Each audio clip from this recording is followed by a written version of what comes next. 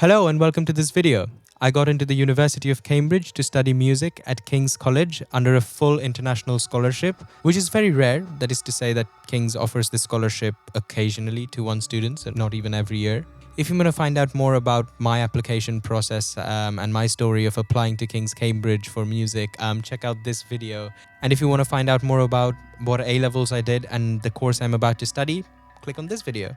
Right, now that I've established my authority on the subject, here is my ultimate guide on how to get into Cambridge.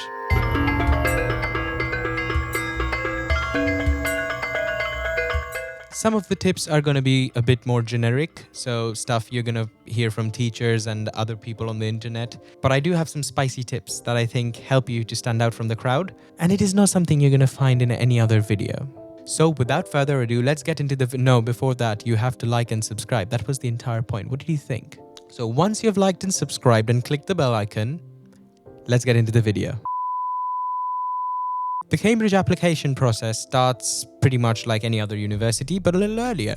It's through the UCAS website. The first thing you need to do is work on your personal statement. That's the first thing they see, along with your grades. The grades they're going to see are your GCSE grades. Now, ideally, your GCSE grades should be 7, 8 and 9s for Oxbridge, that is Oxford and Cambridge applications. Most people applying will have 8s and 9s, but that is not to say that people with 7s don't get in. The way Cambridge judges their application is a very holistic process. So they don't just look at your GCSE grades and eliminate you. They will look at your personal statement and your interview in accordance with the GCSEs and then make their decision. So don't worry if your GCSE grades are not absolutely perfect. Right, one of the most important steps is your personal statement. It's the first thing they read about you, written by you, and first impressions matter. For highly academic universities such as Oxford and Cambridge, you have to make sure that there is a lot of academic references in the personal statement. Now, this doesn't have to be a whole bunch of articles as if you're writing a dissertation. Do remember there is a sharp word limit on the personal statement, so you have to be very efficient in your writing. One advice that you're probably going to find your teachers giving you a lot is that show, don't tell. Don't just tell them, I'm so passionate about this subject. Don't tell them, I would be so lucky to do this course. Instead, to show that you're passionate about the subject, show them how much you've read about it. Show them what supercurricular activities you have done to show that you're passionate. To show them that you'd be lucky to do the course, or so you think. Every university likes to be told that you're gonna like them. Show in your personal statement that you've researched the course. An ideal kind of structural way to think of this is to make a point of something you've read or done, say what you learned from it, how it helped you improve, and then mention an aspect of your course that it relates to, and how that aspect will help you learn more about it. Something like that. But of course, don't make that kind of structure apparent because that takes away the fluidity from the personal statement. Make sure, again, it's very kind of naturally flowing and it is very you, because that is ultimately what it is. It is a reflection of you. For Oxford and Cambridge, they're not particularly worried about extracurricular activities, but I did mention my extracurricular activities in a sentence because I was also applying to other universities who might appreciate it more than Cambridge. Before I share my last tip for personal statements, if you want to check out my personal statement, I will leave a link down below. When I was starting out, I thought reading examples were a great place to start, but I didn't have too many examples to read from. There are definitely a lot of good ones out there on the internet, and you can add mine to the list. Sorry, cheeky brag. But yeah, definitely use it as an example and hopefully it will help you out. And my last tip for personal statements is that don't go in depth to a lot of the points or references you make. Let's say you say, I read so-and-so book and I thought so-and-so thing was very true because I've also seen so-and-so thing. Don't go any more into it. Leave it there, leave it hanging. What this does is basically in whatever subject you're doing, part of your interview will be asking some questions based off of your personal statement. And these kind of conversation starters that you left hanging in there are going to come in mighty helpful. Because by using these conversation starters, by using these kind of points of interest that you kind of left hanging in the personal statement, you know which direction the conversation in the interview is going to go towards, giving you more control and more opportunity to prepare better. So for example, with me, I talked about microtonal music because that is something I know a lot about and I kind of expressed my interest in it. I talked about contemporary music, and if you read my statement, you're going to find it's just a very brief, just a mention of contemporary music in one sentence. But it gives the interviewers a good idea of the kind of topics I'm interested in and what they can ask me about. And it also allows me to prepare better. One thing that is not too much in your control, but it is more than you think it is a teacher statement. It is not something that a lot of people take very seriously, but again, it does add to that first impression. So make sure that if you're applying to university, you have a good impression on your mentor or whoever's writing your teacher reference.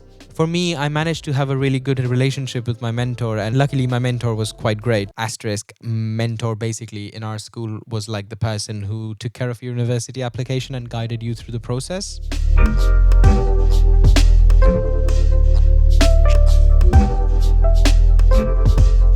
Okay, now that your grades and your personal statement and your teacher reference have shown through, you have been asked for an interview, which in Cambridge is about 70-ish% of applicants. If you are applying for a subject that has an entrance exam, you are most likely to get one interview, which would last about 30 to 45 minutes, but it can often overrun a bit. Just a quick note, let's say the interview doesn't overrun and ends earlier than it is supposed to. Don't feel bad about it. That does not mean that they didn't like you. It might also mean that they just understood you really well in the first, however much time they took. So length of the interview really isn't an indication of how well you did. For me, applying to music, I didn't have any entrance exams. Instead, I had to send in some work, precisely a composition, a technical exercise, and an essay. And on top of this, instead of one interview, I had two. Again, depending on what subject you do and, whether you have entrance exams or stuff to send in, you're going to have one or two interviews. Each of my interviews had two interviewers, which is the most common scenario. Sometimes you can get three, but that is rare. Most interviews will have something called pre-interview reading, which is basically you're given something to read half an hour before the interview. For most STEM subjects and some others as well, it could be a series of questions to solve. For arts and humanities subject, like music, it tends to be an essay or a piece of work, in my case, a piece of music, that you get 30 minutes to look at beforehand, and then they're going to ask you questions on it, or they're going to ask you to comment on it. So for both my interviews, the format was very simple. Roughly half of the interview was about the pre-interview reading material, and about half of the interview was about my personal statement. One very common advice you are going to find everywhere on the internet, and probably from your teachers, is to speak out loud. When you are thinking, don't just think to yourself. That creates a dead silence and tells the interviewers nothing about you. Instead, think out loud. It will show them your thought process, and that is what they're most interested in. Which leads on very well to my next point, which is that you do not need to be right in any of the answers you give. It is more important that you're justified. Now, for STEM subjects, it works a little differently because there is a very obvious right answer. So if you start going towards the wrong direction, oftentimes the interviewers will guide you towards the right direction, and they will see how well you take their hints. They will try and guide you towards the right path, and they will see how fast you can adjust. However, with more artsy subjects like music, very seldom is there a very right answer. And even if there is, you're not supposed to get it. Instead, when they ask you an abstract or seemingly insanely difficult question, they want to see what kind of evidence you have picked up from what you've looked at and how you're using it to come to a conclusion. So for my example, I was given a piece of piano music to study.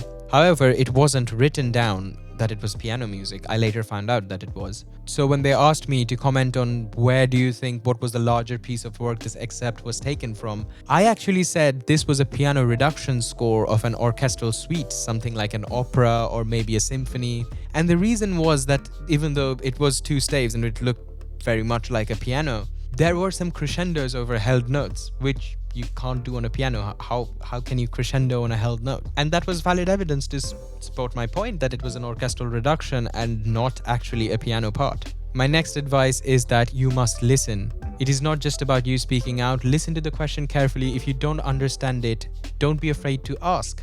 In my case, there were quite a few questions that I kind of asked them to reiterate, to kind of explain better.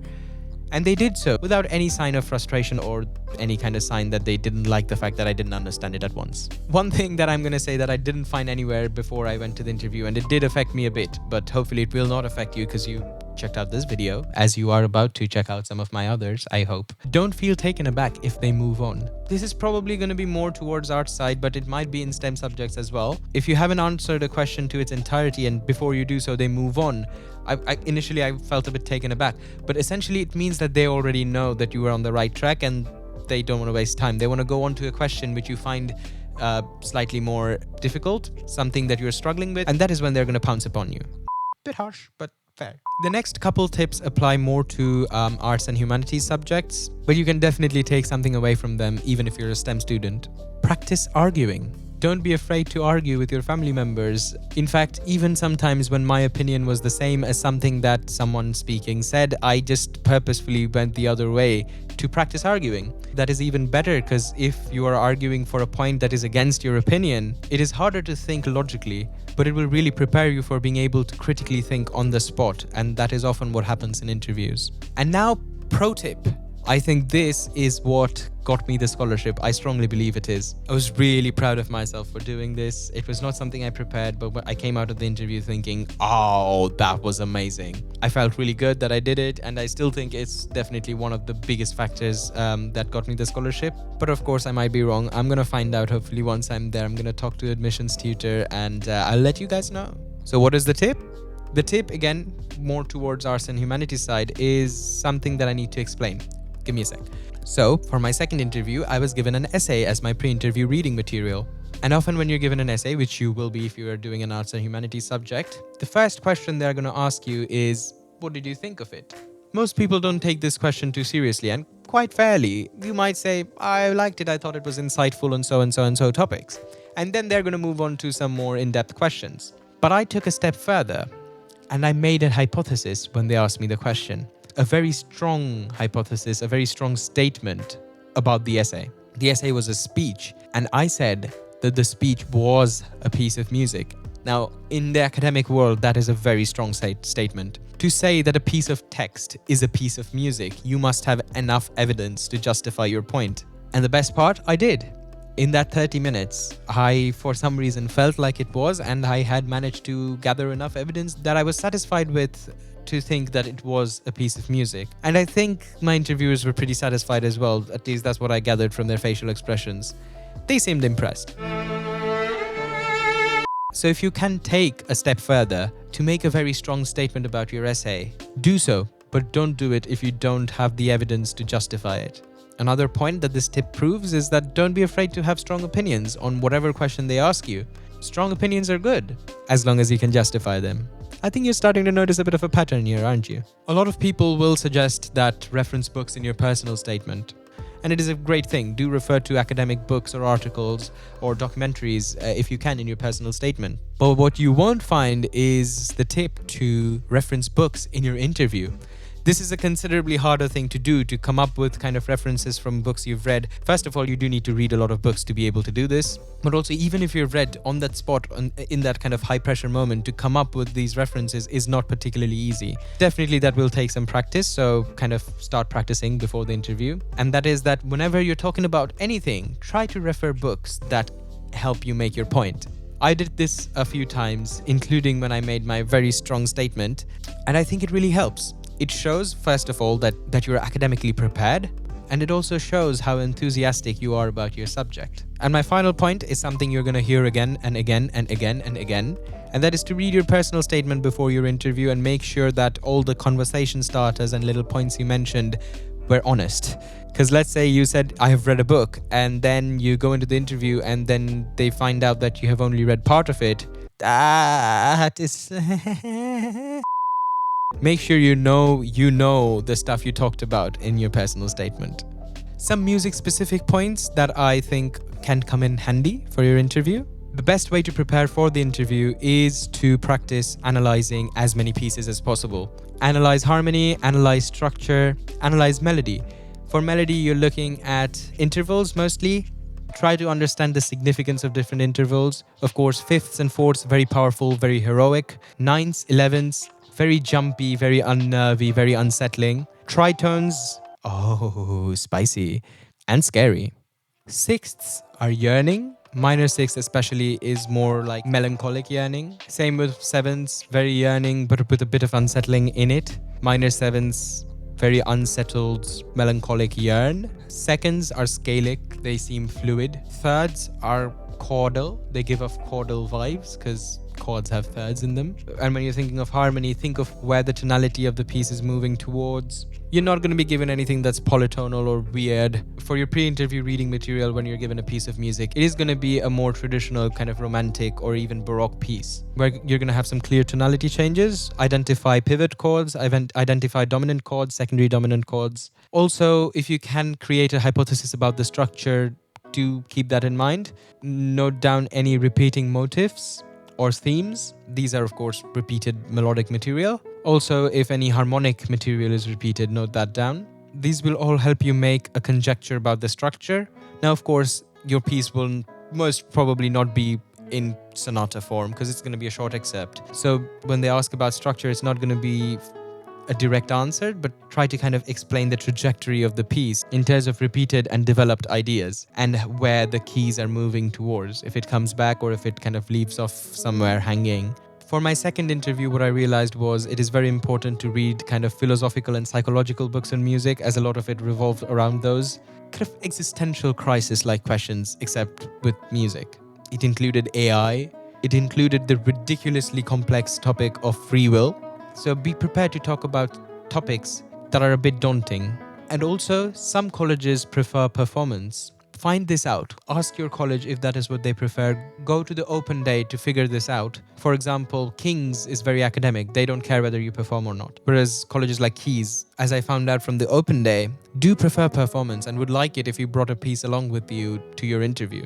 And that rounds up all my tips to get you into Cambridge. Hopefully that will help you if your dreams are to go to an academically intense place like Oxford or Cambridge or some of the Ivy League. I don't know how applicable these are to them, but I'm going to say yes, so you like my video. And of course, I'm still not at Cambridge. Once I go there, the contents are going to become even more interesting. That gives you even more reason to subscribe. Click the bell icon and stay tuned for upcoming videos.